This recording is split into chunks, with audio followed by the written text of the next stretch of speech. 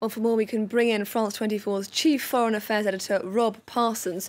Rob, this process of confirming the election result is usually a rather uninteresting formality. Not so this year, clearly.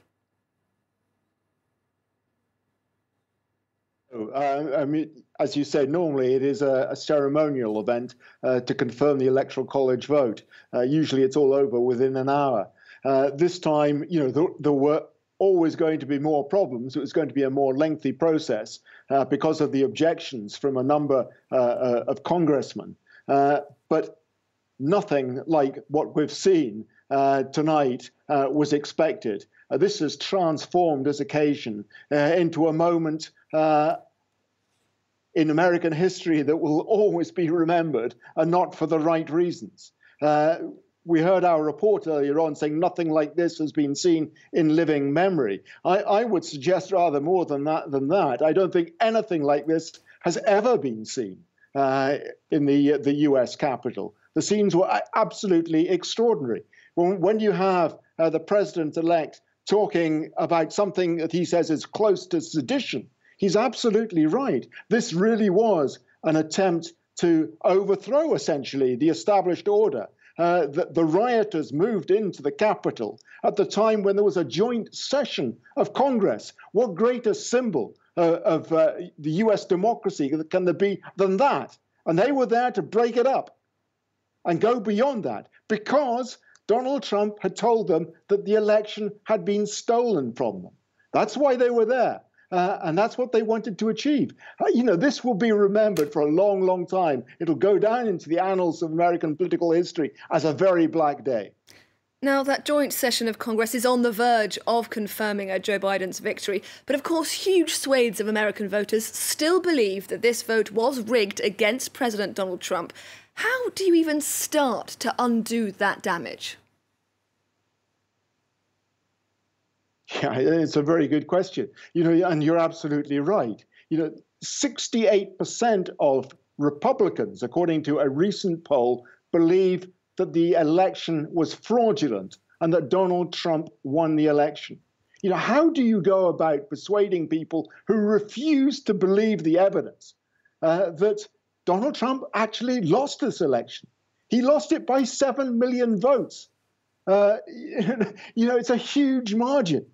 But they refuse to believe it. And now there's the problem of moving into the future and trying to overcome this massive divide. But I suppose in a sense, the shock of what everybody has seen happen over the last few hours may be a wake-up call. Perhaps this is the moment. And we've seen that already this evening in Congress with several senators backing away and representatives backing away from their objections to the election and saying that they don't want to have anything to do with it anymore. Perhaps that is the sign that things are about to change. And perhaps it's a good thing, too, that Joe Biden, the president-elect, is a much more empathetic man than Donald Trump, who in the past has frequently reached out to the Republicans, who has a good relationship with Mitch McConnell, the leader of the Senate, over many years. So perhaps there is a chance here that things could be turned around. On the other hand, there are many Republicans in the Senate and in the House of Representatives who still owe their political lives and future to Donald Trump. So an awful lot, I would suggest, would depend on what happens to Donald Trump himself. Now, Rob, we've said it once, Wednesday's events were extraordinary. It does bear repeating. The world, of course, was looking on. Do you think what we saw in Washington, D.C. on Wednesday will, in any meaningful way, affect the US's standing on the world stage? Oh, absolutely, certainly. People around the world are stunned by this. And I'm not just talking about US allies. US allies have been staggered by what Donald Trump has done over the last few years. And what he's done over the last 24 hours will confirm their dismay.